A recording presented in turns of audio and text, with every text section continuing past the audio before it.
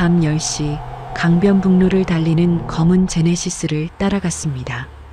내부 순환로를 돌아 차는 낡은 연립주택 단지 앞에 멈춰 섰습니다. 간판 몇 개는 아직도 80년대 폰트 그대로였어요. 이의자는 차를 더 멀리 세워놓고 숨을 죽였습니다. 남편 강도연이 차에서 내려 연립 출입문으로 걸어갔죠. 비밀번호를 누르는 손놀림이 너무 익숙했습니다. 마치 자기 집 비밀번호처럼요. 그곳은 이의자 동생 이지연이 사는 빌라였습니다. 사연 시작 전 공짜 버튼 구독과 좋아요와 함께 어디서 듣고 계신지 댓글로 알려주세요. 반갑게 인사드리고 싶습니다. 그럼 사연 시작하겠습니다. 이의자 심장이 미친 듯이 뛰었습니다. 손은 차가웠고 입술은 바짝 말랐어요. 도연 씨가 계단을 올라가는 발소리가 들렸습니다. 1층, 2층, 3층. 지연이 집은 3층이었죠.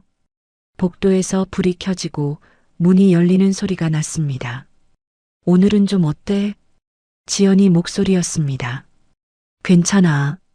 약만 잘 챙겨 먹으면. 도연 씨 낮은 목소리가 들려왔어요.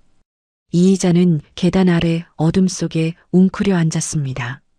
숨소리마저 삼키며 귀를 기울였죠. 괜찮긴 뭐가 괜찮아. 형부 이렇게까지 야 형부 소리 하지 말랬지. 자꾸 그러면 안 온다 그랬지. 둘의 웃음소리가 들렸습니다. 이의자 온몸이 얼어붙었어요. 도시가스 배관처럼 뜨거운 무언가가 가슴을 타고 올라왔습니다. 형부? 그럼 평소엔 뭐라고 부르는데? 현관문 닫히는 소리가 났습니다. 안에서 뭘 하는지 모르지만 부엌 쪽에서 그릇 부딪히는 소리가 들렸어요. 이의자는 이를 악물었습니다. 지금 들어가면 셋 다 끝이라는 걸 알았죠. 손이 떨려 계단 손잡이를 잡을 수조차 없었습니다. 내가 뭘 본 거지? 이의자는 비좁은 계단에서 몸을 일으켰습니다. 천천히 내려오는데 허리가 굽은 할머니 같았어요. 비가 부슬부슬 내리기 시작했습니다. 차에 올라타자 백미러에 비친 자기 얼굴이 낯설었어요. 62의 여자 40년을 함께 산 남편을 의심하는 사람. 사흘 전까지만 해도 이의자 삶은 평온했습니다. 아니, 평온한 척했다고 해야 맞겠네요. 강서구 재개발 아파트 24층 한강 노을을 보며 아침을 시작하는 나날들이었죠. 6시면 뉴스가 켜지고 도연 씨는 거실 소파에 반쯤 누워 채널을 돌렸습니다. 여보, 김치찌개 안 끓여? 23세 만나 40년을 함께 산 사람이었습니다. 예전엔 영등포 합판 공장 기숙사에서 같이 도시락 까먹던 노동자였는데 지금은 중견식품회사 회장이 됐죠. 경제위기를 2번 견디고 거래처 바닥부터 뛰어다니더니 여기까지 왔습니다. 응, 금방. 당신 혈압 때문에 짜게는 안 했어. 이의자는 익숙한 손놀림으로 마른 멸치랑 다시마를 넣고 육수를 냈습니다. 라디오에서 70, 80년대 노래가 흘러나왔어요. 새마을 버스 요금이 100원이던 시절이 떠올랐습니다. 합판 공장 앞 포장마차에서 오뎅 국물 훔쳐먹던 도연 씨 모습이요. 애들은 연락 없지? 식탁에 앉으며 도연 씨가 툭 던지듯 물었습니다. 큰애는 오늘도 야근이라던데. 둘째는 또 해외 출장이래. 자식들은 바쁩니다. 카톡 프로필 사진은 자꾸 바뀌는데 집에 오는 날은 손가락을 꼽아야 했어요. 우리 셋이 남은 집이죠. 이의자, 도연 씨, 그리고 거실벽에 걸린 오래된 결혼사진. 사진 속 이의자는 플라워, 패턴 원피스를 입은 22이고 도연 씨는 빽빽이 파마 머리에 보잘것없는 양복 한 벌입니다. 그때 같이 찍지도 못한 얼굴이 하나 있습니다. 이의자 밑으로 5살 어린 동생 이지연이요. 지연이는 수유동 빌라 옥탑에서 삽니다. 건설 노가다 하던 남편을 사고로 먼저 보내고 편의점 야간 알바랑 아파트 청소를 전전하며 사는 사람이죠. 20년 전 지연이 도연 씨한테 돈을 빌려달라 전화했던 일이 있었습니다. 형부, 병원비가 급해서 잠깐만 빌려줄 수 있어? 이의자가 전화를 받았죠. 지연아, 너 또 그래? 우리도 회사 어려워. 내 때문에 우리 체면까지 깎이잖아. 언니, 내 남편이 공사장에서 떨어져서 그건 내가 알아서 해야지. 우리가 매번 도와줄 순 없어. 그날 이후 지연이는 연락을 끊었습니다. 언니, 나 혼자 살게. 더 이상 폐 안 끼칠게. 이의자는 그때 속으로 안도했습니다. 가난한 동생 때문에 도연 씨 앞에서 작아지는 게 싫었거든요. 하지만 마음 한편엔 늘 가시 같은 게 박혀 있었죠. 20년 동안 명절에도 생일에도 지연이는 나타나지 않았습니다. 40주년 결혼 기념일이 다가왔습니다. 호텔 뷔페 예약까지 해놓고 이의자는 괜히 설레서 미용실도 갔어요. 로비 피아노에서 이등병의 편지 연주가 흘러나왔습니다. 여보, 오늘은 와인 한잔 할까? 이의자가 묻자 도연 씨가 휴대폰을 보다가 대충 고개만 들었습니다. 먼저 먹고 있어. 나 전화 하나만. 요즘 도연 씨는 휴대폰을 손에서 놓질 않았어요. 밥 먹다 말고 도연 씨는 호텔 로비 한쪽 사람 없는 기둥 뒤로 가서 전화를 받았습니다. 응, 지금은 좀. 응, 끝나고 들를게. 약은 챙겨 먹었어? 약? 누구 약을 챙겨 먹으라는 걸까요? 돌아온 도연 씨 얼굴에는 미세한 긴장 같은 게 걸려 있었습니다. 누구야? 아, 그냥 회사 사람. 회사 사람한테 약은 챙겨 먹었냐고 물어봐? 도연 씨 눈이 잠깐 흔들렸다가 금세 굳어졌습니다. 요즘 사람들은 다 가족 같아. 별걸 다 물어보지. 집에 돌아와 양복을 정리하는데 왠지 낯익은 향기가 났습니다. 싸구려 마트 향수, 분명히 이의자가 잘 아는 냄새였어요. 20년 전 지연이가 쓰던 그 향수였습니다. 가슴이 철렁 내려앉았죠. 설마 아니겠지. 그런데 이틀 뒤 우연히 본 통장 내역이 이의자 손을 덜덜 떨리게 만들었습니다. 계좌이체 이지연 300만 원. 계좌이체 이지연 500만 원. 도연 씨, 이거 뭐야? 샤워하다 나온 도연 씨 타이밍에 이의자는 통장을 식탁 위에 펼쳐놓았습니다. 도연 씨 얼굴이 굳었어요. 그냥 내 동생 힘들잖아. 전세금도 올랐다며. 그래. 그럼 왜 나한텐 한마디도 없었어? 도연 씨는 물 마시는 척 시간을 끌다가 짧게 말했습니다. 말하면 너가 또 불편해하잖아. 원래 돈 주는 건 조용히 하는 거야. 말은 맞는 것 같았습니다. 하지만 이의자 안에서 뭔가가 뒤틀렸어요. 양복에서 난 향수, 전화 속 목소리, 통장 내역. 모든 게 한꺼번에 머릿속에서 맴돌았습니다. 그날 저녁 도연 씨가 또 늦는다고 했습니다. 오늘 회식이야. 이사들이랑 이야기 좀 해야 돼. 이의자는 10분쯤 뒤 아파트 지하 주차장에서 낡은 소나타에 올라탔습니다. 멀찍이 도연 씨 검은 제네시스를 따라붙었죠. 강변북로, 내부순환로. 차는 20년 만에 이의자가 절대 가고 싶지 않았던 그곳으로 향했습니다. 수유동 빌라 앞이었습니다. 그날 밤 이의자는 거실 소파에서 졸듯 텔레비전을 보던 도연 씨를 바라봤습니다. 남편 양복에서 또 그 향기가 났어요. 이지연의 향기. 가난한 과부가 이제는 회장 남편의 옷에 향기를 남기고 있는 것이었습니다. 오늘은 왜 이렇게 말이 없어? 도연 씨가 물었습니다. 좀 피곤해서. 이의자는 고개를 돌렸습니다. 입 밖으로 나올 뻔한 말들을 삼켰죠. 당신 오늘 우리 지연이 집 갔다 왔지?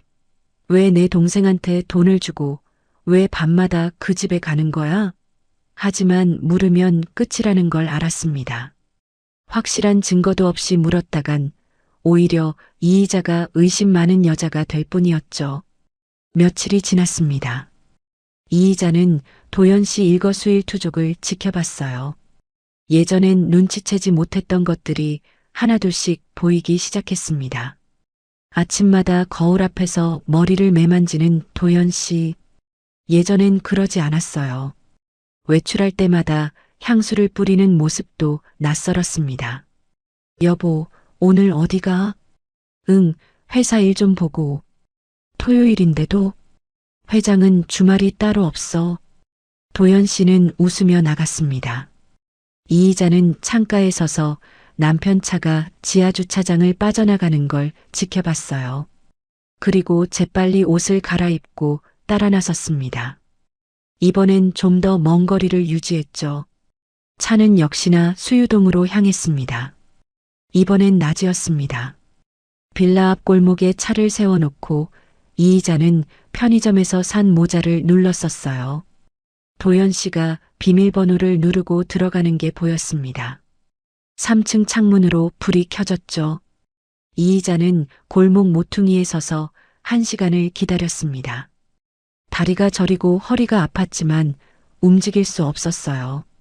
1시간 반쯤 뒤 도연 씨가 나왔습니다. 손에 비닐봉지를 들고 있었어요. 약국 봉지였습니다. 도연 씨는 차에 오르기 전 잠시 하늘을 올려다봤습니다. 얼굴이 많이 지쳐 보였어요. 예전에 회사가 어려웠을 때 보던 그 표정이었습니다. 이의자는 도연 씨 차가 떠나고 한참 후에야 빌라 앞으로 갔습니다. 3층을 올려다보니 지연이가 창가에 서 있었어요. 20년 만에 보는 동생의 얼굴이었습니다. 머리는 많이 새었고 어깨는 구부정했습니다. 하지만 눈빛만은 예전 그대로였죠. 그날 밤 이의자는 도연 씨 서재문을 열었습니다. 책꽂이, 상장, 감사패, 경제위기 극복 우수기업인 상, 자랑스런 대한민국 중소기업인 상, 도연 씨가 평생 쌓아온 명예들이었습니다. 책상 서랍을 조심스럽게 열었어요. 서류 몇 장, 명함들, 그리고 낡은 수첩 하나. 수첩을 펼치자 빽빽한 글씨가 나왔습니다. 메모 같은 것들이었죠. 3월 20일 지연 병원 동행. 엑스레이 결과 기다림. 3월 28일 전세 계약 연장 도움. 500만 원. 4월 5일 약국. 소화제, 진통제. 이의자 손이 떨렸습니다. 이 사람이 몇 달 동안 지연이를 돌보고 있었던 거였어요. 병원까지 데려가고 집까지 챙기고. 왜? 20년 동안 한 번도 연락하지 않던 처제를 왜 갑자기? 수첩 뒷장에 적힌 글이 눈에 들어왔습니다. 5월 12일 병원. 췌장 검사. 췌장? 이의자는 숨이 막혔습니다. 췌장 검사라니. 누구 췌장을? 도연 씨 것인가 아니면 지연이 것인가? 다음 날 아침 이의자는 도연 씨가 샤워하는 사이 휴대폰을 받습니다. 잠금 패턴은 여전히 예전 그대로였어요. 아이들 생년월일을 섞어 만든 패턴. 카톡을 열었습니다. 위로 몇 개, 회사 단체방. 그 아래 익숙한 이름 하나. 지연. 대화창을 눌렀습니다. 형부, 오늘 검사 결과는 어땠어요? 별거 아니래. 괜히 호들갑 떨지 마. 나 옆에 있으면 덜 무서운 거 나도 알아요. 오늘도 있어줘서 고마워. 이의자는 휴대폰을 내려놓았습니다. 지연이는 도연 씨를 형부라고 불렀습니다. 우리 둘 다 고향 떠났을 때부터 단 한 번도 그렇게 부른 적 없던 호칭이었죠. 20년 전 돈 빌려달라 전화했을 때도 형부님이라고 불렀는데 지금은 그냥 형부였습니다. 머리가 새하얘졌습니다. 도연 씨가 샤워를 마치고 나올 때까지 이의자는 식탁에 앉아 멍하니 창밖을 바라봤어요. 한강에 아침 햇살이 부서지고 있었습니다. 무슨 일 있어? 도연 씨가 수건으로 머리를 말리며 물었습니다. 당신 지연이랑 뭐야? 이이자 목소리가 떨렸습니다. 도연 씨 눈 안쪽에서 어떤 감정이 번쩍 스쳤어요. 당황, 죄책감, 포기, 여러 가지가 뒤섞인 표정이었습니다. 그냥 도와주는 사이야. 도와주는 사이가 왜 형부야? 그냥 그게 편해서. 편해? 이이자가 웃음을 터뜨렸습니다. 내 동생이 내 남편을 형부라고 부르고 내 남편 양복에서 내 동생 향수가 나고 당신 수첩엔 우리 지연이 병원 일정이 빽빽하고 그게 편해? 거실에 정적이 내려앉았습니다. 텔레비전에서 가요 무대 사회자 목소리만 허공을 떠다녔어요. 당신 요즘 나랑 제대로 대화한 적 있어? 도연 씨가 느릿하게 입을 열었습니다. 당신은 맨날 애들 얘기, 돈 얘기, 내 혈압 얘기만 해. 나도 숨 좀 쉬고 싶었어. 그래서 내 동생이랑 숨을 쉬어. 말이 끝나자마자 이이자는 도연 씨 뺨을 후려갈겼습니다. 손바닥이 얼얼해질 정도로 쳤는데도 이상하게도 속이 시원하진 않았어요. 도연 씨는 뺨을 감싼 채 아무 말도 하지 않았습니다. 그날 밤 이이자는 지연에게 전화를 걸었습니다. 언니, 지금 나랑 얘기 좀 하자. 내일 수유역 앞 다방에서. 전화를 끊고 이이자는 오래된 서랍을 열었습니다. 20년 전 지연이가 마지막으로 보낸 편지가 있었어요. 언니, 나 이제 폐 안 끼칠게. 나 같은 동생, 언니한테 짐만 되잖아. 행복하게 잘 살아. 편지를 읽으며 이이자는 처음으로 눈물을 흘렸습니다. 20년 동안 지연이를 밀어낸 건 이이자 자신이었습니다. 그런데 이제 와서 지연이가 도연 씨 곁에 있다는 게 참을 수 없었어요. 이이자는 자기 자신이 너무 비겁하다고 느꼈습니다. 다음 날 오후 수유역 앞 낡은 다방. 2층엔 아직도 노래방 간판이 걸려 있고 주인 아줌마는 여전히 믹스커피를 유리잔에 내왔습니다. 창밖으로 80년대 골목이 보였어요. 이이자는 유리잔을 두 손으로 감쌌습니다. 손끝이 차가웠죠. 문이 열리고 지연이 들어왔습니다.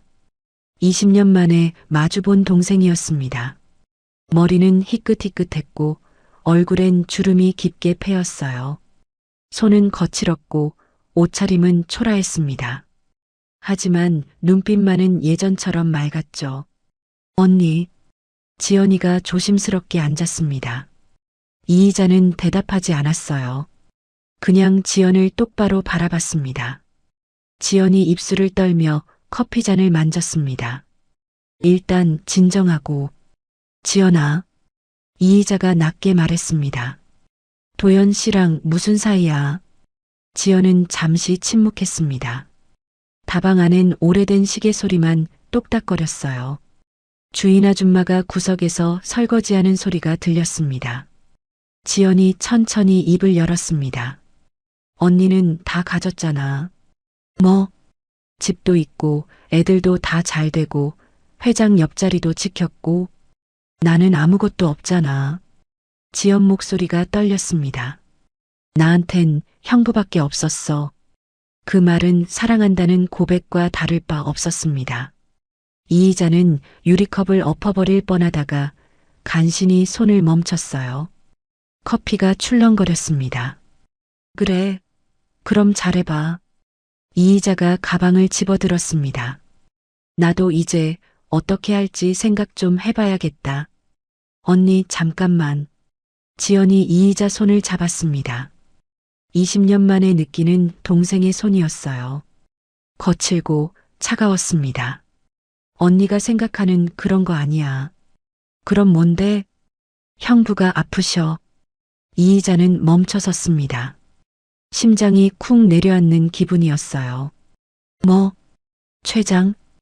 의사 선생님이 오래 못 사신대. 지연 눈에서 눈물이 또르르 흘러내렸습니다. 형부가 나한테 말리라고 했어. 언니한테 말하지 말라고. 언니는 또 혼자 아파할 거라고. 이의자는 다리에 힘이 풀려 다시 의자에 주저앉았습니다. 주변이 빙빙 도는 것 같았어요. 최장, 도현 씨가 수첩에 적혀 있던 병원 일정이 떠올랐습니다. 약국 봉지도 지친 얼굴도 모든 게 이제야 이해됐습니다. 언제부터? 이의자 목소리가 갈라졌습니다. 석 달 전쯤 우연히 병원에서 만났어. 나 거기서 간병 알바하거든. 지연이 손수건으로 눈물을 닦았습니다. 형부가 혼자 검사 결과 듣고 계시길래 내가 인사드렸어. 20년 만이었는데 형부가 나 알아보시더라. 그래서 형부가 울고 계셨어. 복도 구석에서 혼자. 지연이 떨리는 목소리로 계속했습니다. 나도 모르게 다가가서 괜찮으시냐고 물었어. 형부가 나보더니 지연이냐고. 그러더니 안아버리시는 거야. 복도 한가운데서 이의자는 숨을 쉴 수가 없었습니다. 도연 씨가 병을 혼자 안고 지연에게 울었다니. 왜 나한테는 말 안 했어? 형부 말씀이 언니는 너무 많이 느끼고 너무 많이 아파하신대. 회사 망할 뻔했을 때도 애들 사고 쳤을 때도 언니가 형부보다 더 먼저 울었대. 지연이 고개를 숙였습니다. 그래서 말이 안 나왔대. 형부가 더 미안해질 것 같아서. 그래서 너한테 말한 거야? 나는 형부랑 같이 가난했던 사람이라서. 같이 판잣집 살고 같이 새마을 버스 다니던 그때를 기억하는 사람이라서. 지연이 눈을 감았습니다. 형부 말씀이 회사에서 아무리 회장해도 아직도 그때 그 빈 깡통집 소년 같으시대. 근데 언니는 너무 멀리 와버린 것 같으시대. 이의자는 할 말을 잃었습니다. 가슴이 찢어지는 것 같았어요. 40년을 함께 살았는데 남편이 외로웠다니. 남편이 두려워했다니. 남편이 20년 만에 만난 처제 앞에서 울었다니. 그럼 둘이 뭐 한 거야? 이의자가 떨리는 목소리로 물었습니다. 나는 형부 옆에서 그냥 있어드렸어. 병원 갈 때 같이 가고 검사 결과 들을 때 손 잡아드리고. 지연이 고개를 들었습니다. 형부가 나한테 화풀이도 하셨어. 무섭다고, 죽기 싫다고. 대신 언니한테는 말하지 말라고 하셨어. 언니 또 다 끌어안고 아파할 테니까. 이의자는 다방 유리창 너머를 바라봤습니다. 골목에 아이들이 뛰어다니고 있었어요. 멀리 새마을 버스가 지나갔습니다. 20년 전에도 40년 전에도 봤던 풍경이었습니다. 나는 뭐였을까? 이의자 입에서 중얼거림이 새어나왔습니다. 40년을 함께 살았는데 남편이 아플 때 옆에 있어줄 사람이 내가 아니라 내였어? 언니, 나는 뭐였어? 그냥 밥 차려주고 빨래하는 사람? 지연이 고개를 저었습니다. 아니야, 언니. 형부는 언니 사랑하셔. 너무 사랑하셔서 아픈 모습 못 보이는 거야. 그게 사랑이야? 이의자가 웃었습니다. 눈물이 주르르 흘렀어요. 나한테 아픈 거 숨기고 너한테 울고. 그게 사랑이라고? 언니, 형부 많이 안 남으셨어. 지연이 떨리는 목소리로 말했습니다. 의사 선생님이 석 달이라고 하셨어. 항암 치료하면 조금 더 늘릴 수 있는데 형부는 거부하셨어. 언니한테 아픈 모습 보이기 싫으시대. 이의자는 숨을 크게 들이쉬었습니다. 가슴이 터질 것 같았어요. 도연 씨가 죽어간다. 석 달밖에 안 남았다. 그런데 이의자는 몰랐다. 남편이 병원을 다니는지도 항암 치료를 거부했는지도 석 달밖에 못 산다는 것도. 나 집에 가봐야겠다. 이의자가 일어섰습니다.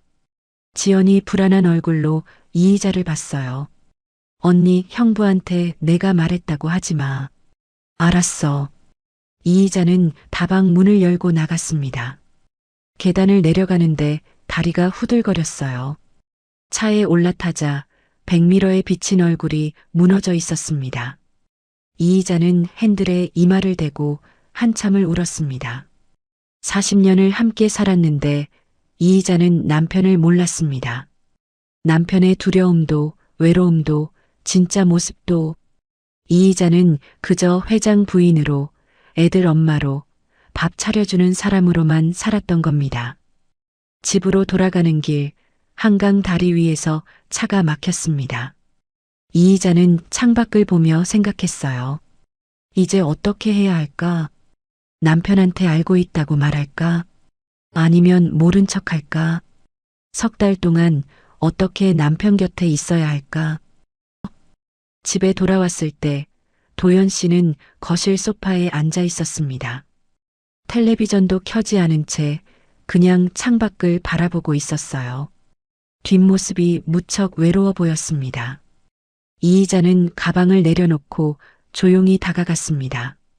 당신, 도연 씨가 고개를 돌렸습니다. 눈이 충혈되어 있었어요. 어디 갔다 와? 그냥 바람 좀 쐬러. 이의자는 도연 씨 옆에 앉았습니다. 둘 사이엔 이상한 침묵이 흘렀죠. 말을 해야 할 것 같은데 어디서부터 시작해야 할지 몰랐습니다. 여보, 도연 씨가 먼저 입을 열었습니다. 나 지연이한테 돈 줬던 거 미안해. 됐어. 아니, 들어봐. 나는 그냥 됐다니까. 이의자 목소리가 떨렸습니다. 도연 씨는 이의자 얼굴을 빤히 봤어요. 뭔가 이상하다는 걸 느낀 것 같았습니다. 당신 무슨 일 있어? 없어. 이의자는 일어섰습니다. 부엌으로 가서 물을 마셨어요. 손이 떨려 컵을 제대로 잡을 수가 없었습니다. 석 달. 남편에게 남은 시간이 석 달이라니. 지금 말해야 할까? 알고 있다고 말해야 할까? 아니면 모른 척 석 달을 함께 보내야 할까? 여보, 나 내일 출장 가야 돼. 도연 씨가 뒤에서 말했습니다. 어디로? 부산. 거래처 미팅. 거짓말이었습니다. 이의자는 알았어요. 도연 씨 목소리 떨림이, 눈 깜빡임이 다 거짓말이었습니다. 아마 병원에 가는 거겠죠. 지연이랑 함께. 그래, 조심해서 다녀와. 이의자는 고개를 돌렸습니다. 눈물이 날 것 같았거든요. 다음 날 아침 도연 씨가 짐을 챙겨 나갔습니다. 현관문이 닫히는 소리가 유난히 크게 들렸어요. 이의자는 창가에 서서 남편 차가 지하주차장을 빠져나가는 걸 지켜봤습니다. 그리고 1시간쯤 뒤 이의자도 차를 몰고 나갔습니다. 회사 앞 카페였습니다. 오래 알고 지내던 총무과 직원 박 과장이 조심스럽게 말을 꺼냈어요. 사모님, 이 말해도 되는지 모르겠는데요. 뭔데요? 요즘 회사에서 이상한 소문이 돌아요. 이의자 손이 멈췄습니다. 커피잔을 들다 말고 박 과장을 봤어요. 무슨 소문? 회장님이 그 과부랑 다닌다는. 피가 머리로 확 쏠리는 기분이었습니다. 누군데? 정확히는 몰라요. 다들 그냥 조용한 동네 사는 과부라고만. 회장님이 자주 그 집에 간다는 얘기가. 박 과장이 조심스럽게 이의자 눈치를 봤습니다. 저도 소문일 거라고 생각하는데 그냥 사모님께서 알고 계시는 게 나을 것 같아서요. 고마워요. 이의자는 억지로 웃었습니다. 괜찮아요. 소문은 원래 그런 거잖아요. 하지만 카페를 나서자마자 이의자는 차에 올라타 한참을 울었습니다. 회사 사람들까지 알고 있다니. 남편이 과부랑 다닌다는 소문이 회사 전체에 퍼져 있다니. 이의자는 그제야 깨달았습니다. 남편과 지연의 관계가 이미 이의자만 모르는 공공연한 사실이었다는 걸. 집으로 돌아와 이의자는 다시 도연 씨 서재로 갔습니다.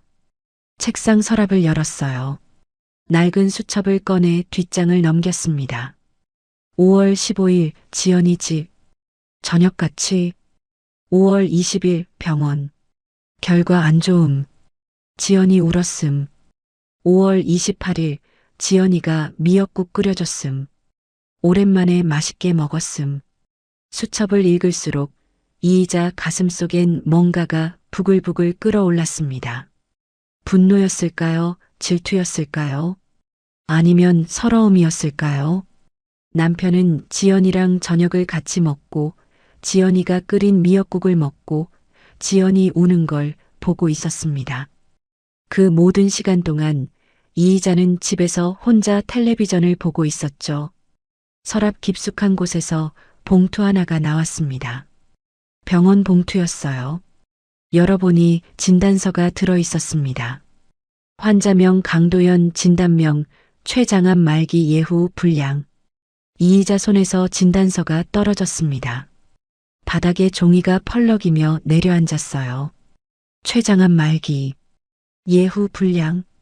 차갑고 무자비한 글씨들이었습니다. 그날 밤 도연 씨에게서 전화가 왔습니다. 여보, 미팅이 길어져서 내일 들어갈게. 그래. 괜찮아? 응, 괜찮아. 전화를 끊고 이이자는 오래된 장롱을 열었습니다. 맨 아래 서랍, 결혼할 때 받았던 서류들이 들어있는 곳이었죠. 혼인신고증, 가족관계 증명서, 그리고 한 번도 꺼내본 적 없는 이혼 서류 양식. 이이자는 이혼 서류를 꺼내 식탁 위에 펼쳐놓았습니다. 형광등 불빛 아래 하얀 종이가 너무 환했어요. 펜을 들었다가 내려놓기를 반복했습니다. 이혼을 해야 할까? 남편은 거짓말을 했습니다. 병을 숨겼고 동생과 만났고 회사엔 소문이 났고 이이자는 바보처럼 아무것도 몰랐습니다. 40년 결혼 생활이 이렇게 무너질 수 있다니. 하지만 이이자는 알고 있었습니다. 남편에게 남은 시간이 석 달밖에 없다는 것도. 그렇다면 이 이혼 서류가 무슨 의미일까요? 복수일까요? 도망일까요? 이이자는 이혼 서류를 다시 봉투에 넣었습니다. 하지만 버리진 않았어요. 핸드백 안쪽 주머니에 조심스럽게 넣어뒀습니다. 언제든 꺼낼 수 있게. 창밖으로 비가 내리기 시작했습니다. 늦봄 장마였어요. 라디오에서 70년대 노래가 흘러나왔습니다. 이이자는 소파에 앉아 빗소리를 들으며 눈을 감았습니다. 이제 어떻게 해야 하지? 남편한테 알고 있다고 말할까? 지연이한테 다시 만나자고 할까? 아니면 그냥 석 달을 모른 척 보낼까? 아무 답도 나오지 않았습니다. 다만 한 가지는 확실했어요. 이이자 마음속에 균열이 생겼고 그 균열은 점점 커지고 있었습니다. 사흘이 지났습니다. 도연 씨는 부산에서 돌아왔지만 얼굴이 더 야위어 보였어요. 밥을 먹을 때도 숟가락을 자주 내려놓았고 소파에 앉으면 금세 눈을 감았습니다. 이이자는 그 모습을 보며 가슴이 찢어지는 것 같았습니다. 당신 요즘 얼굴이 안 좋아. 병원 한번 가봐. 이이자가 조심스럽게 말했습니다. 괜찮아. 그냥 피곤해서 그래. 도연 씨는 웃으며 넘어갔습니다. 그 웃음이 너무 억지스러워 보였어요. 이이자는 더 이상 묻지 않았습니다. 물어봤자 거짓말만 돌아올 테니까요. 그날 저녁 도연 씨가 또 외출한다고 했습니다. 오늘은 어디가? 회사 일 좀 보고. 몸도 안 좋은데 쉬지 그래. 금방 올게. 도연 씨가 나가자 이이자는 창가에 섰습니다. 남편 차가 지하주차장을 빠져나가는 게 보였어요. 이이자는 핸드백을 들고 재빨리 따라 나섰습니다. 이번엔 더 조심했죠. 차 사이 거리를 충분히 두고 신호등에선 한 대 뒤에 섰습니다. 차는 역시나 수유동으로 향했습니다. 하지만 이번엔 달랐습니다. 이이자는 차를 세우지 않았어요. 도연 씨가 빌라로 들어가는 걸 확인한 뒤 이이자도 차에서 내렸습니다.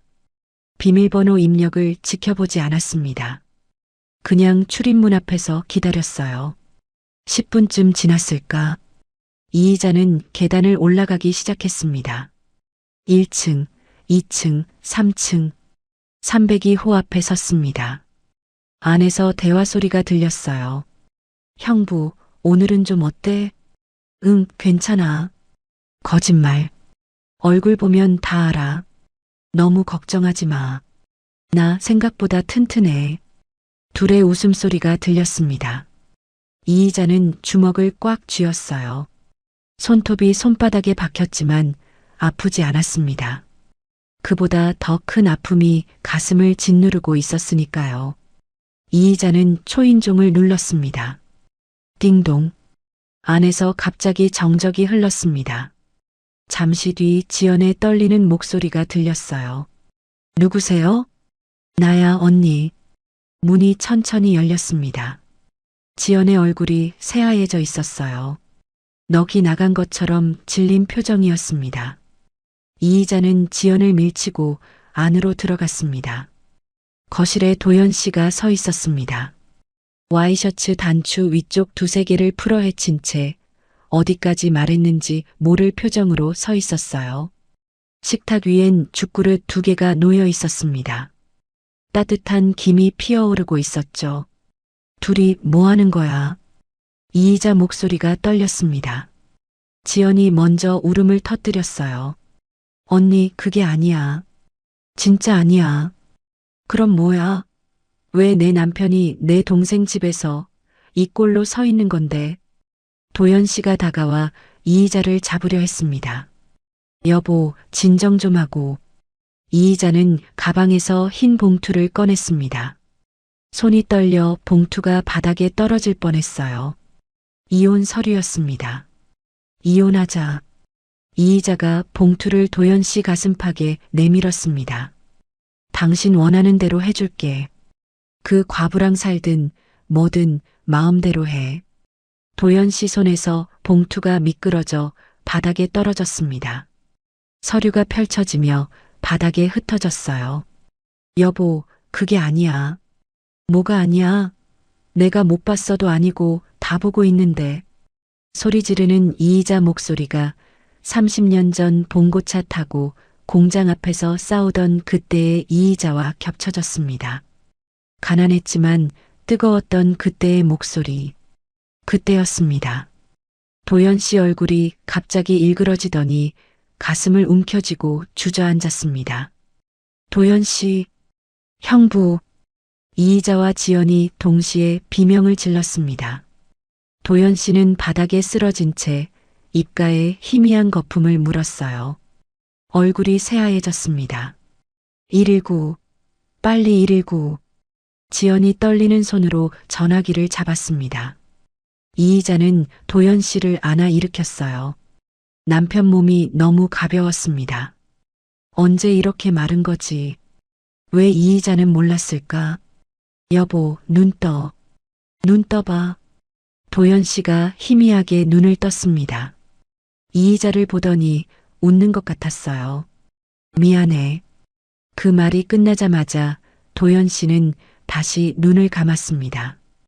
앰뷸런스 사이렌 소리가 빗줄기를 뚫고 울려 퍼졌습니다. 구급대원들이 들것을 들고 계단을 올라왔어요.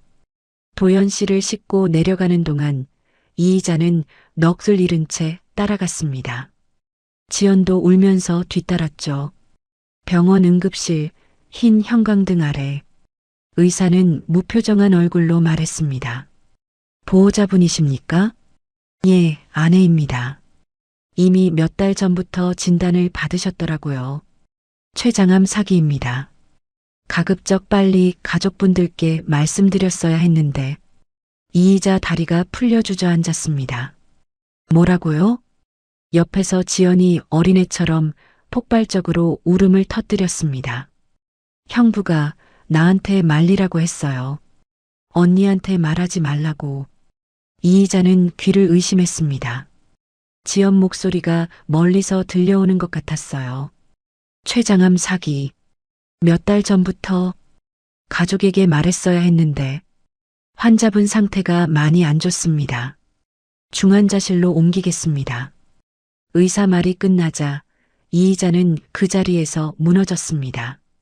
바닥에 주저앉아 소리 없이 울었어요. 40년을 함께 산 남편이 죽어가고 있었습니다. 그런데 이의자는 몰랐습니다. 남편이 아프다는 것도 죽어간다는 것도 이의자는 그저 의심하고 질투하고 이혼 서류를 내밀고 있었을 뿐이었습니다. 복도에 쓰러져 우는 이의자 옆에 지연이 앉았습니다. 둘은 말없이 서로를 바라봤어요. 20년 만에 다시 만난 자매가 한 남자의 생명 앞에서 함께 무너지고 있었습니다. 중환자실 면회 시간은 하루 2번 각각 10분씩이었습니다. 이의자는 면회 시간이 되면 복도 끝 의자에서 일어나 유리창 너머로 도연 씨를 바라봤어요. 온갖 선과 기계에 연결된 남편의 모습이 낯설고도 안쓰러웠습니다. 사흘째 되는 날 의사가 이의자를 불렀습니다. 환자분 상태가 좀 안정됐습니다. 오늘부터 짧게 면회 가능하세요. 이의자는 떨리는 손으로 중환자실 문을 열었습니다. 소독약 냄새가 코를 찔렀어요. 도연 씨는 침대에 누워 천장을 바라보고 있었습니다. 이의자가 다가가자 천천히 고개를 돌렸어요. 왔어? 응. 이의자는 침대 옆 의자에 앉았습니다. 도연 씨 손을 잡았어요. 손이 너무 말랐습니다. 뼈만 앙상하게 남은 손이었죠. 미안해. 도연 씨가 먼저 말했습니다. 왜 말 안 했어? 이의자 목소리가 떨렸습니다. 병도 지연이도 당신이 얼마나 아팠는지 얼마나 무서웠는지 왜 나한텐 한마디도 안 했냐고. 도연 씨는 천장을 한번 바라보더니 천천히 입을 열었습니다. 너는 늘 너무 많이 느끼고 너무 많이 아파하잖아. 회사 망할 뻔했을 때도 애들 사고 쳤을 때도 너는 나보다 더 먼저 울었어. 도연 씨 목소리가 가늘어졌습니다. 그래서 말이 안 나왔어. 내가 더 미안해질 것 같아서.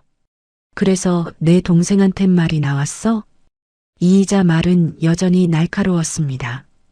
도연 씨는 잠시 눈을 감았다가 힘겹게 말했어요. 지연이는 나랑 같이 가난했던 사람이라서 같이 판잣집 살고 같이 새마을 버스 다니던 그때를 기억하는 사람이라서. 도연 씨가 이의자를 봤습니다. 이상하지? 회사에서 아무리 회장해도 나는 아직도 그때 그 빈 깡통집 소년 같거든. 근데 너는 이제 너무 멀리 와버린 것 같았어. 멀리? 애들, 집, 체면. 너는 이제 나 없이도 잘 살 것 같았어. 그게 나한텐 제일 무서웠다. 이의자는 할 말을 잃었습니다. 평생 도연 씨에게서 한 번도 들어본 적 없는 고백이었어요. 그럼 지연이랑은 사랑이야? 질문이 나가자 도연 씨는 웃다가 기침을 했습니다. 그 나이에 그런 사랑이 어디 있어. 지연이는 그냥 내가 마지막으로 붙잡고 싶었던 옛날 내 모습 같았어. 도연 씨가 천천히 말을 이었습니다. 나 가난했을 때, 아무것도 없을 때, 나 믿어주던 사람들. 그 시절, 면회 시간이 끝나고 이의자는 병원 복도에 섰습니다. 창밖으로 저녁 노을이 지고 있었어요. 이의자는 그제야 깨달았습니다. 도연 씨가 지연을 만난 건 사랑 때문이 아니었다는 걸, 외로움 때문이었다는 걸. 40년을 함께 살면서도 이의자는 도연 씨 외로움을 몰랐던 거였습니다. 그날 밤 이의자는 도연 씨 서재로 갔습니다. 책꽂이 사이 낡은 공책 하나가 눈에 들어왔어요. 표지는 누렇게 바랬고 안에는 80년대 볼펜 글씨와 2020년대 깔끔한 글씨가 뒤섞여 있었습니다. 맨 뒷장, 최근 날짜의 글씨였습니다. 3월 2일, 오늘 병원에서 최종 진단을 받았다. 췌장암 사기. 의사는 6개월을 말했다. 페이지를 넘길수록 도연 씨 속마음이 쏟아졌습니다. 희자는 모른다. 말하면 분명히 나보다 더 먼저 무너질 거다. 애들도 바쁜 삶 살고 있는데 내 병간호하느라 자기 인생 포기하게 하고 싶지 않다. 지연이를 만난 건 회사 뒤 포장마차였다. 편의점 야간 알바 끝나고 나오다가 나 몰래 내 사진이 붙어 있는 신문 기사를 보고 있었다. 형부가 이렇게 큰 사람이 될 줄은 몰랐네. 그러면서 웃는데 그 웃음이 꼭 20대 때 나를 믿어주던 희자 웃음 같았다. 우리 둘은 한때 같은 달동네에 살던 가난한 사람들이었다. 나는 회장이 됐고 지연이는 과부가 됐다. 누군가는 나를 재벌이라고 부르지만 내 안의 가난은 아직도 그대로다. 지연이는 내 병 얘기를 듣고 혼자 울면서 말했다. 형부, 나한테 화풀이해도 돼. 대신 언니한테는 말하지 마. 언니 또다 끌어안고 아파할 테니까. 그래서 나는 지연이 옆에서 좀 울었다. 손에서 공책이 덜덜 떨렸습니다. 이의자는 바닥에 주저앉아 공책을 가슴에 안았어요. 도연 씨와 지연의 관계는 이의자가 상상한 저급한 불륜 이야기가 아니었습니다. 외롭게 늙어가는 남자와 가난하게 늙어가는 여동생의 이상할 만큼 비뚤어진 동지의식 같은 거였어요. 하지만 그래도 상처는 상처였습니다. 그래도 나한테 먼저 말했어야지. 입 밖으로 새어나온 말에 눈물이 줄줄 흘러내렸습니다. 분노, 배신감, 억울함, 그리고 알 수 없는 미안함. 이의자가 40년 동안 도연 씨 옆에 있으면서 정작 도연 씨 진짜 두려움과 외로움을 얼마나 들어줬던가. 이의자는 기억 속을 더듬어 봤습니다. 경제위기 때 회사가 무너질 뻔했을 때 도연 씨는 하루 종일 술만 마셨습니다. 그때 이의자는 정신 차려라고만 소리쳤지 당신 많이 무섭지라고 물어본 적이 없었어요. 아이들이 사춘기 때 집안을 뒤집어 놓았을 때 부부는 서로를 탓하느라 바빴지 서로의 손을 잡은 적이 거의 없었습니다. 소파에 주저앉은 이의자는 스마트폰을 들어 처음으로 노년 심리 상담, 중장년 부부 상담 같은 걸 검색했습니다. 이 나이에 이런 걸 찾아본다고? 웃음이 나왔지만 눈에서는 눈물이 멈추지 않았어요. 그날 밤 이의자는 한참을 울다가 결심했습니다. 도망치듯 이혼하지 말자. 최소한 마지막까지 함께 있어주자. 그게 40년 아내의 도리 같았습니다. 7챕터. 일주일 후 도연 씨는 일반 병실로 옮겨졌습니다. 상태가 조금 나아진 거였어요. 의사는 말했습니다. 환자분 의지가 대단하십니다. 하지만 시간이 많지 않습니다. 이의자는 그날 밤 한참을 울다가 결심했습니다. 도망치듯 이혼하지 말자. 최소한 제대로 묻고 듣고 이의자 마음부터 정리하고 나가자. 이의자 인생 후반전을 누군가의 아내도 누군가의 언니도 아닌 이의자라는 이름으로 살아보기로 조용히 마음속에서 다짐했습니다. 다음 날 오후 이의자는 병실 문을 열었습니다.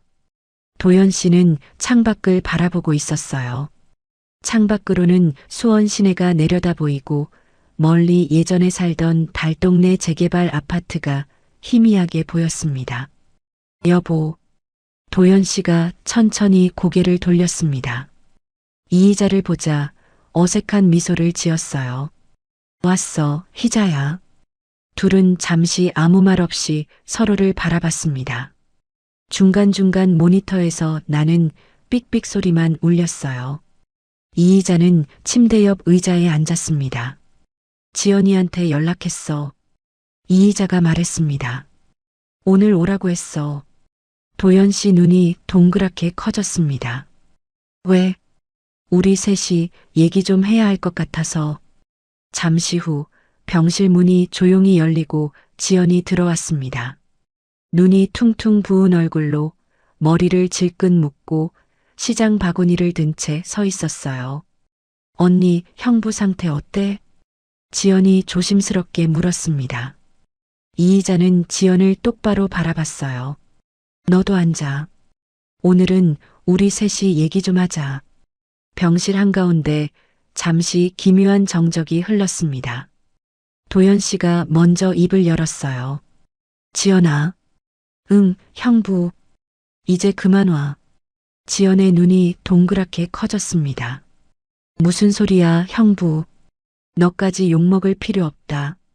사람들은 다 우리가 어떻게 만나는지 몰라. 다들 자극적으로만 생각해. 나 이제 오래 못 산다. 그 욕 내가 혼자 다 들을게. 지연은 고개를 저었습니다. 형부가 그렇게 말하면 나 평생 죄인으로 살라는 거야? 이의자는 그제야 알았습니다. 이 관계의 가장 큰 피해자는 이의자만도 도연 씨만도 아니라 지연이라는 걸. 가난한 과부로 살다가 형부의 병을 돌보며 불륜녀로 오해받고 이제는 평생 죄책감을 안고 살아야 하는 사람. 지연아. 이의자가 입을 열었습니다. 언니, 나 아직 상처 안 아물었어. 솔직히 너랑 형부 둘 다 밉다. 지연의 눈에서 눈물이 또르르 흘러내렸습니다. 근데 이대로 끝내기는 싫어. 이의자 목소리가 떨렸습니다. 나는 내 남편을 마지막까지 내 남편으로 보내고 싶어. 그리고 내 동생을 평생 원수로 남기고 싶진 않아. 도연 씨가 그 말을 듣고 눈을 감았습니다. 눈가에서 눈물이 흘렀어요. 희자야, 미안하다. 미안하면 내 말대로 해. 이의자가 지연을 봤습니다. 지연아, 너는 형부 간병에서 한 발짝 물러나. 대신 나랑 같이 할 수 있으면 같이 하고. 언니, 우리가 셋이서 한 가족이었잖아. 그런데 왜 둘만 가족처럼 굴었냐? 이의자 목소리는 떨렸지만 속에서 묵직한 무언가가 자리를 잡는 느낌이었습니다. 이건 복수도 용서도 아닌 이의자 삶을 이의자가 선택하는 첫 순간이었어요. 언니 나. 지연이 울먹였습니다. 나 정말 형부랑 이상한 거 아니었어. 그냥 형부가 너무 외로워 보여서. 알아. 이의자가 고개를 끄덕였습니다. 너도 외로웠고 형부도 외로웠고 근데 나도 외로웠어. 우리 셋 다 외로웠던 거야. 이의자는 창밖을 바라봤습니다. 멀리 한강이 보였어요. 석양이 물 위에 부서지고 있었습니다. 20년 전 내가 너한테 냉정하게 굴었어. 내가 힘들 때 언니로서 안아주지 못했어. 그게 미안해. 언니. 그리고 도연 씨. 이의자가 도연 씨를 봤습니다. 당신도 미안하고 나도 미안해. 우리 40년 동안 옆에 있으면서도 제대로 마주 본 적이 없었던 것 같아.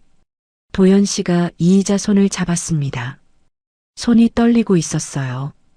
희자야, 나 죽기 전에 한마디만 할게. 응. 나 너 사랑했어. 지금도 사랑해. 다만 그걸 표현하는 법을 몰랐어. 미안해. 병실 안에 침묵이 흘렀습니다. 창밖으로 까마귀 한 마리가 날아갔어요. 모니터의 삑삑 소리만 규칙적으로 울렸습니다. 이의자는 도연 씨 손을 꽉 잡았습니다. 그리고 지연의 손도 잡았어요. 셋의 손이 겹쳐졌습니다. 따뜻했습니다. 우리 남은 시간 동안 제대로 가족 좀 해보자. 이의자가 말했습니다.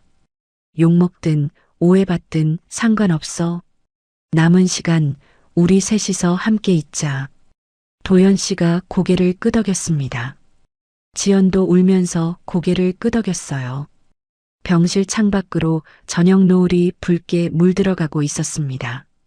그날 밤 이의자는 병실을 나서며 복도에 섰습니다. 창밖으로 병원 주차장이 보였어요. 사람들이 오고 가고 차들이 떠나고 도착했습니다. 세상은 여전히 돌아가고 있었죠. 이의자는 조용히 중얼거렸습니다. 이제부터 내 인생은 내가 선택한다. 도연 씨는 결국 2달 후 늦여름 소나기가 내리던 날 세상을 떠났습니다.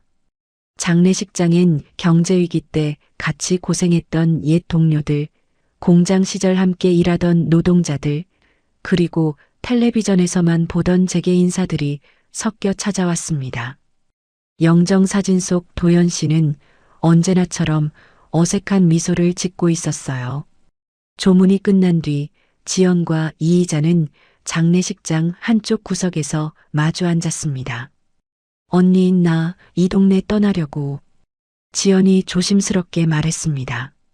어디로? 남편이 남겨준 보험금이랑 형부가 도와준 돈으로 작게 반찬 가게 하나 열려고. 지방에 아무도 모르는 동네에서.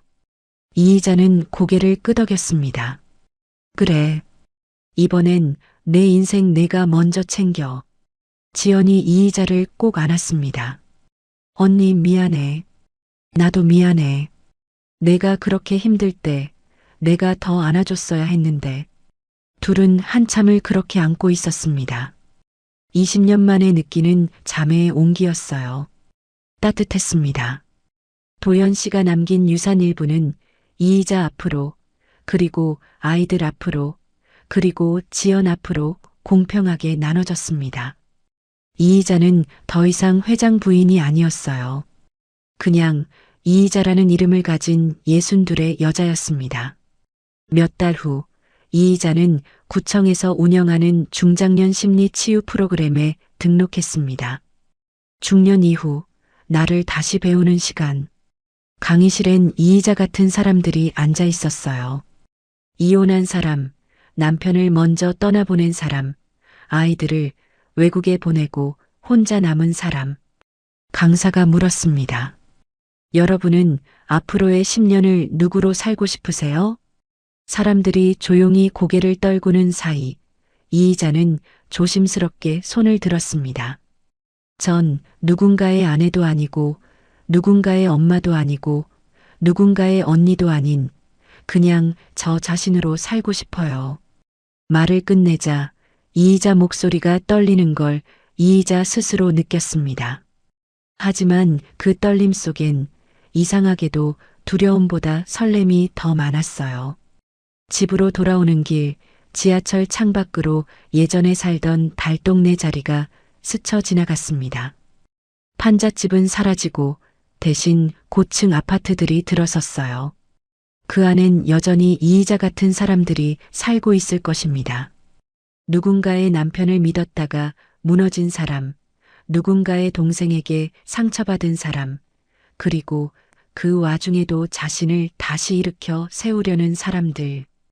이희자는 가만히 속삭였습니다. 도연 씨, 당신이 그렇게 두려워하던 나 없이도 잘 사는 삶, 이제부터 진짜 보여줄게. 당신 덕분에 배운 거 많으니까 이제는 나도 나를 위해 살아볼게. 거실에 돌아와 불을 켰을 때 더 이상 회장님의 양복은 없었습니다. 대신 식탁 위엔 이희자가 사온 작은 화분 하나가 놓여 있었어요. 누가 봐도 평범한 62 한국 여자의 집이었습니다.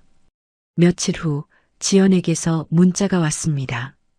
언니, 나 전주에 작은 가게 열었어. 시간 나면 놀러와. 맛있는 거 해줄게. 이희자는 웃으며 답장을 보냈습니다. 그래, 조만간 갈게. 넷의 출발, 응원해.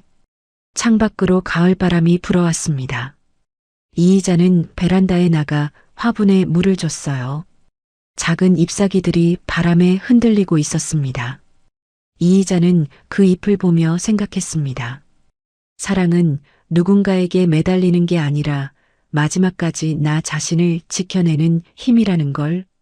이희자는 늦게 배운 이 진실을 가슴에 품고 살기로 했습니다. 어느 날 이희자는 오래된 앨범을 꺼냈습니다. 도연 씨와 찍은 결혼사진, 아이들 돌사진, 가족여행 사진들. 한 장 한 장 넘기다가 맨 뒤에서 낡은 사진 한 장을 발견했어요. 20대 초반 지연이랑 둘이 찍은 사진이었습니다. 청계천 다리 위에서 손 꼭 잡고 웃고 있는 모습이었죠. 이의자는 그 사진을 액자에 넣어 거실에 걸었습니다. 도연 씨 영정 사진 옆에요. 40년의 결혼, 20년의 단절, 그리고 다시 찾은 자매.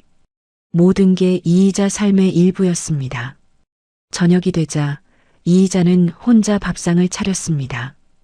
김치찌개 한 그릇, 계란 후라이, 그리고 따뜻한 밥. 예전엔 혼자 먹는 밥이 외로웠는데 이제는 괜찮았어요. 혼자 있는 시간이 나를 만나는 시간이라는 걸 알았으니까요. 식사를 마치고 이의자는 노트북을 열었습니다. 구청 평생교육원 홈페이지였어요. 서예 강좌, 요가 강좌, 인문학 강좌. 이의자는 한참을 고민하다가 글쓰기 강좌에 신청 버튼을 눌렀습니다. 내 이야기를 한번 써볼까? 그날 밤 이의자는 오랜만에 깊은 잠을 잤습니다. 꿈속에서 도연 씨를 만났어요. 도연 씨는 젊은 모습으로 합한 공장 앞 포장마차에서 오뎅을 먹고 있었습니다. 여보, 잘 지내? 응, 나 이제 괜찮아. 그럼 됐어. 너 행복해 보여. 당신도. 도연 씨는 웃으며 손을 흔들었습니다. 이의자도 웃으며 손을 흔들었어요. 그렇게 도연 씨는 천천히 멀어져 갔습니다. 아침에 눈을 떴을 때 햇살이 창문으로 쏟아져 들어왔습니다. 이의자는 침대에서 일어나 창을 열었어요. 신선한 공기가 폐 깊숙이 들어왔습니다. 새들이 지저귀고 아이들이 등교하는 소리가 들렸습니다. 이의자 인생의 후반전이 시작되고 있었습니다. 40년을 누군가의 아내로, 누군가의 엄마로, 누군가의 언니로 살았던 이의자가 이제는 오롯이 이의자로 살아가는 시간이었어요. 그리고 이의자는 그 시작이 두렵지 않았습니다. 오늘의 사연 마음에 드셨기를 바라며 구독, 좋아요 꼭 부탁드립니다. 어디서 듣고 계신지 댓글로 알려주세요. 감사합니다.